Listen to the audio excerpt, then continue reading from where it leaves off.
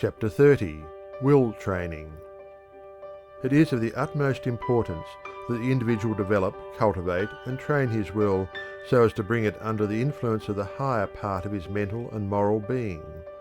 While the will is used most effectively in developing and training the intellect and building character, it itself must be trained by itself to habitually come under the guidance of the intellect and under the influence of that which we call character. The influence of the trained will upon the several mental faculties is most marked. There are no faculties which may not be cultivated by the will. The first and great task of the will in this direction is the control and direction of the attention. The will determines the kind of interest that shall prevail at the moment, and the kind of interest largely determines the character of the man, his tastes, his feelings, his thoughts, his acts. Gordy says, cooperating with a pre-existing influence, the will can make a weaker one prevail over a stronger. It determines which of pre-existing influences shall have control over the mind. Moreover, concentrated and continued attention depends entirely upon the exercise of the will. As Gordy says, if the will relaxes its hold upon the activities of the mind, the attention is liable to be carried away by any one of the thousands of ideas that the laws of association are constantly bringing into our minds. Even in the matter of mental images, the will asserts its sway, and the imagination may be trained to be the obedient servant of the developed will. Regarding the influence of the will upon character, Davidson says, "It is not enough for a man to understand correctly and love duly the conditions of moral life in his own time. He must, still further, be willing and able to fulfill these conditions. And he certainly cannot do this unless his will is trained to perfect freedom, so that it responds, with the utmost readiness, to the suggestions of his discriminating intelligence and the movements of his chastened affections." Halleck says, "We gradually make our characters by separate acts of will, just as a blacksmith, by repeated blows, beats out a horseshoe or an anchor from a shapeless mass of iron. A finished anchor or horseshoe was never the product of a single blow." Training the will. Perhaps the best way to train the will is to use it intelligently and with a purpose. The training of any faculty of the mind is at the same time a training of the will. The attention being so closely allied to the will, it follows that a careful training of attention will result in a strengthening of the will. The training of the emotional side of one's nature also brings results in the strengthening of the will. Halleck gives his students excellent advice regarding the training of the will. It would be hard to find anything better along these lines than the following from his pen. "Nothing schools the will and renders it ready for effort in this complex world better than accustoming it to face disagreeable things. Professor James advises all to do something occasionally for no other reason than that they would rather not do it, if it is nothing more than giving up a seat in a streetcar. He likens such effort to the insurance that a man pays on his house. He has something that he can fall back on in time of trouble. A will schooled in this way is always ready to respond, no matter how great the emergency. While another would be crying over spilled milk, the possessor of such a will has already found another cow. The only way to secure such a will is to practice doing disagreeable things. There are daily opportunities." A man who had declared his aversion to what he deemed the dry facts of political economy was one day found knitting his brow over a chapter of John Stuart Mill. When a friend expressed surprise, the man replied, "I am playing the schoolmaster with myself. I am reading this book because I dislike it." Such a man has the elements of success in him. On the other hand, the one who habitually avoids disagreeable action is training his will to be of no use to him at a time when supreme effort is demanded.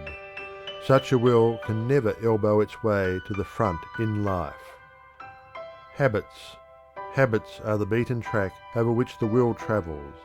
The beaten path of habit is the line of least resistance to the will.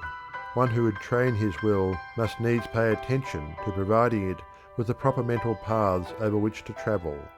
The rule for the creation of habits is simply this: travel over the mental path as often as possible.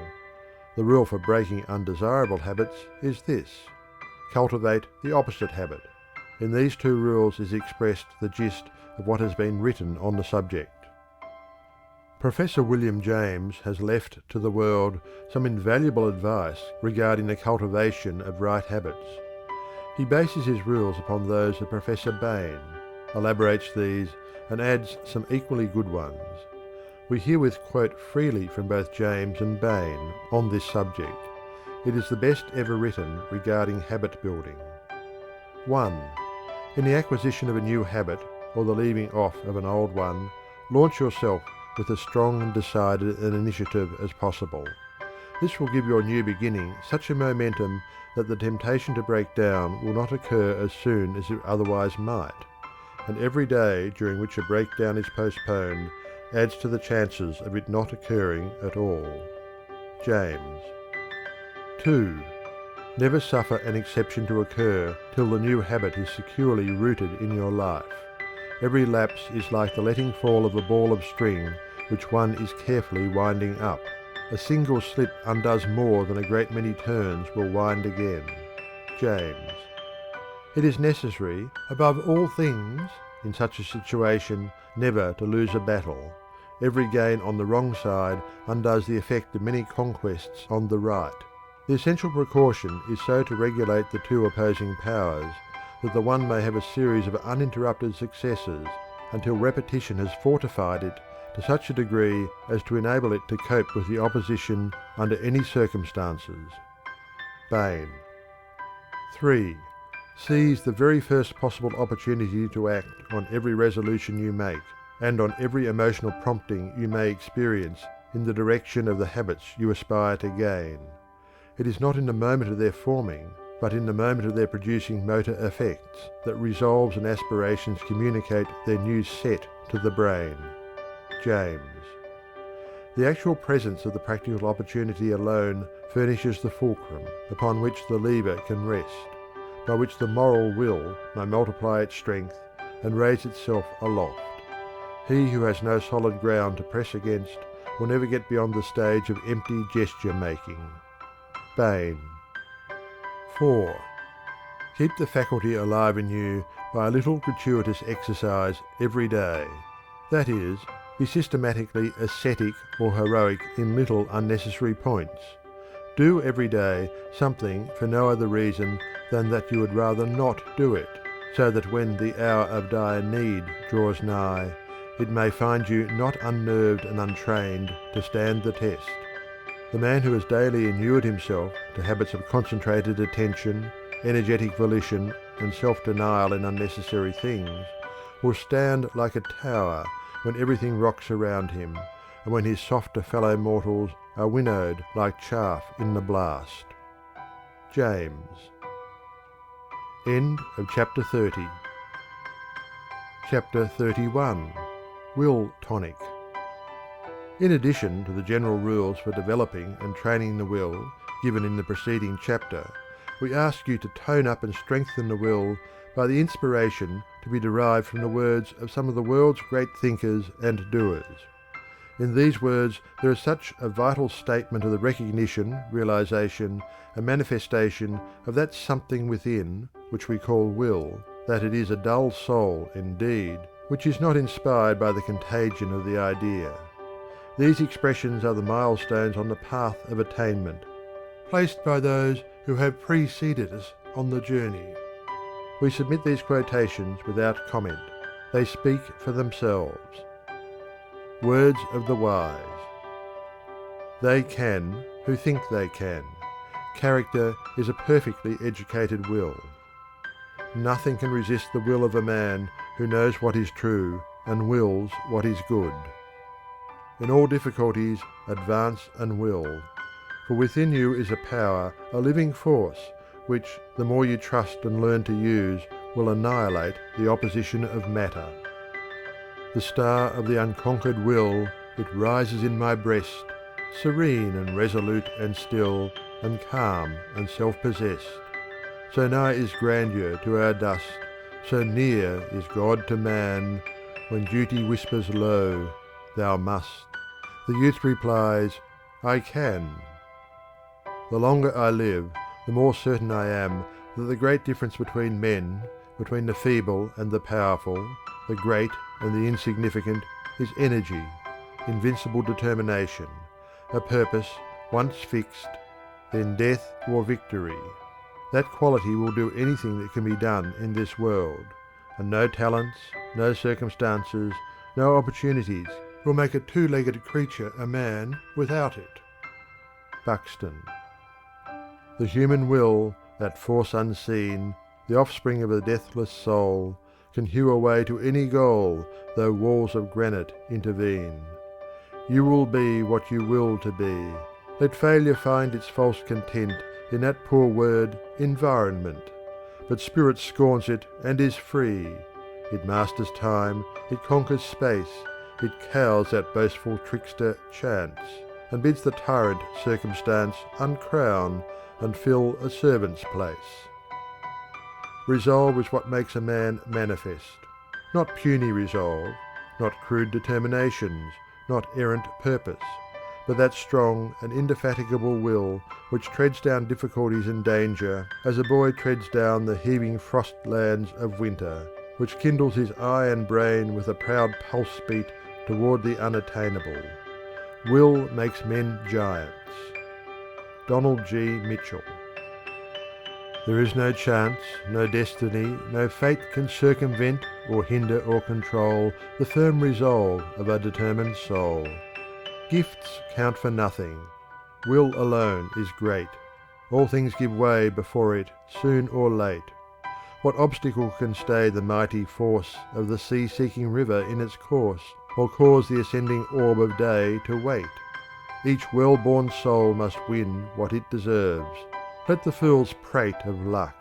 The fortunate is he whose earnest purpose never swerves, whose slightest action or inaction serves the one great aim. Why, even death itself stands still and waits an hour sometimes for such a will. Ella Wheeler Wilcox. I have brought myself, by long meditation, to the conviction that a human being with a settled purpose must accomplish it, and that nothing can resist a will which will stake even existence upon its fulfilment. Lord Beaconsfield. A passionate desire and an unwearied will can perform impossibilities, or what may seem to be such to the cold and feeble. Sir John Simpson. It is wonderful how even the casualties of life seem to bow to a spirit that will not bow to them, and yield to subserve a design which they may, in their first apparent tendency, threaten to frustrate. When a firm, decisive spirit is recognised, it is curious to see how the space clears around a man and leaves him room and freedom.